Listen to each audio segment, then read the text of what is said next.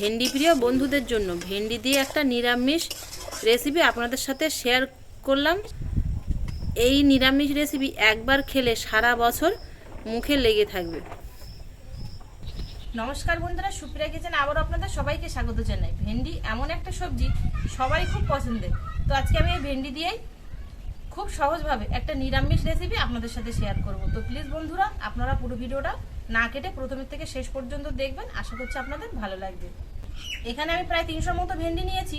ভেন্ডিগুলো দেখুন এইভাবে আস্তই রেখেছি, আর এরকম সাইজের ভেন্ডি নিয়েছি। তবে আপনারা যে কোনো সাইজের ভেন্ডি নিতে পারেন। যদি বড় সাইজের ভেন্ডি নেন তাহলে 2 চালা করে নেবেন, আর যদি এরকম ছোট সাইজের ভেন্ডি নেন তাহলে কিন্তু খালি মুখটা আর এই পেছনের সাইড দিয়ে সামান্য একটু কেটে দিলে হয়ে যাবে। ভেন্ডিগুলো আমি কেটে নেব।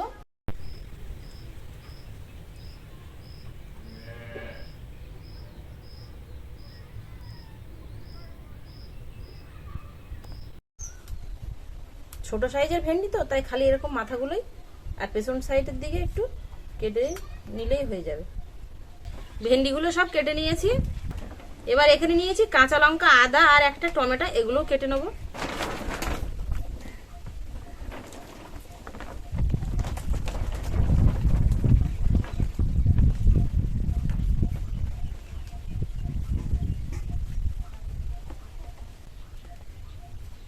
লঙ্কাগুলো এরকম 2 চালা করে নেব।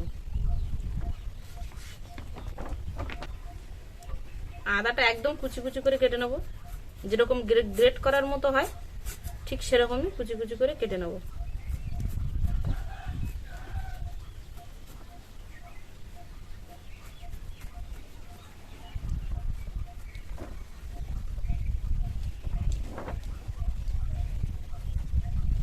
রান্নার জন্য উনুন ধরিয়ে কড়া বসিয়ে দিয়ে ভেন্ডিটাই প্রথমে আগে ভেজে নেবো। তো ভেন্ডির মধ্যে কিছু মশলা মাখিয়ে নেব।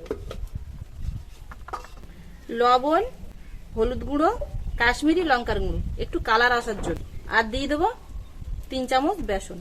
3 চামচ দিলাম না, এখানে আমি 2 চামচ দিলাম, অল্প ভেন্ডি তো। 2 চামচ মতো সর্ষের তেল। এবার ভেন্ডিটা মাখিয়ে নেব।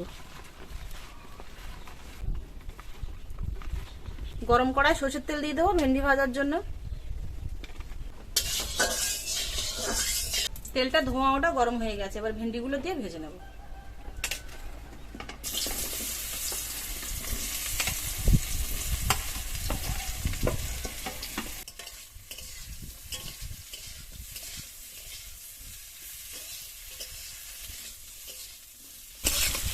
উনুনের আঁচটা লোতে রেখে ভেন্ডিটা আমি একটু নেড়ে চেড়ে কিছু সময়ের জন্য চাপা দিয়ে দিয়ে এইভাবেই ভেজে নেব।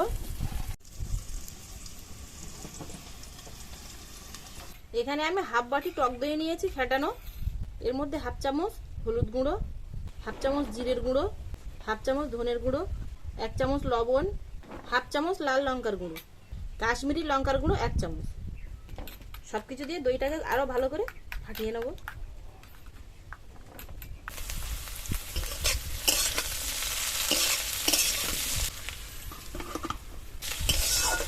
চাপা দিয়ে দিয়ে আমি 1 থেকে 1.5 মিনিট ভেন্ডিটা ভেজে নিয়েছি। আর দেখুন তার মধ্যেই কিন্তু এই দেখুন ভেন্ডিটা এই যে সেদ্ধ হয়ে গেছে। ভেন্ডিটা এবার তুলে নেব, আর ভাজবো না।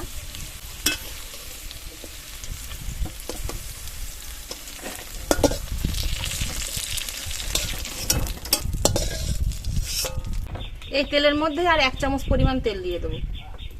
দিয়ে দেবো গোটা জিরে, 4টে লঙ্কা চেরা, আদা কুচি। একটু নেড়ে চেড়ে এর মধ্যে কুচিয়ে রাখা টমেটো দিয়ে দেবো।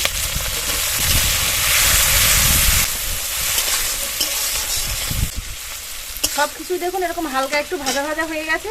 মশলা মাখিয়ে রাখা ফাটানো টক দইটা দিয়ে দেবো এবার এর মধ্যে।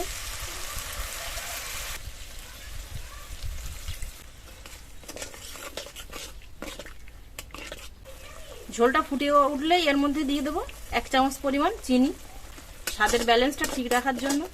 পুরো রান্নাটাই কিন্তু মিডিয়াম টু লো আঁচেই করতে হবে।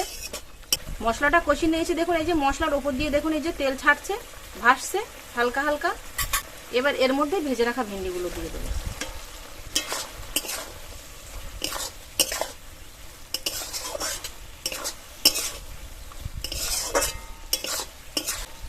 মশলা কষিয়েছিলাম তখন উনুনের আঁচটা মাঝারে রেখেছিলাম, কিন্তু এখন ভেন্ডিগুলো দেওয়ার পরে লোতে রাখবো।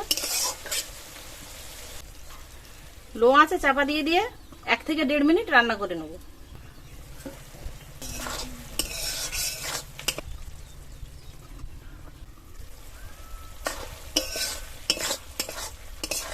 লো আঁচে ভেন্ডিটা 1 থেকে 1.5 মিনিট কিন্তু রান্না করে নিয়েছি। আর দেখুন দই ভেন্ডি রান্নাটা হয়ে গেছে নিরামিষ।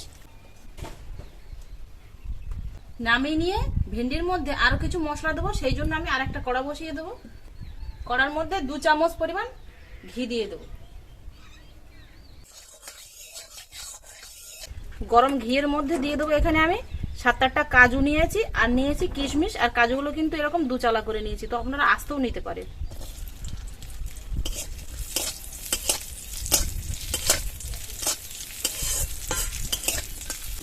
কাজু আর কিশমিশটা হালকা করে ভেজে নিয়েছি।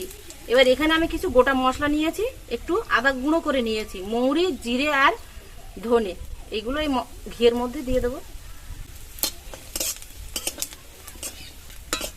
হালকা একটু নেড়ে চেড়ে নিয়েছি, এবার নামিয়ে নেব। ওপর দিয়ে যে মশলাটা আমি বানিয়েছিলাম পরে, সেই মশলাটা একটু ছড়িয়ে দেবো। নিরামিষ দই ভেন্ডি দেখুন কতটা সুন্দর আর কতটা লোভনীয় হয়েছে। এই পদটা আপনারা ভাত, রুটি, পরোটা সব কিছুর সাথেই খেতে পারবেন।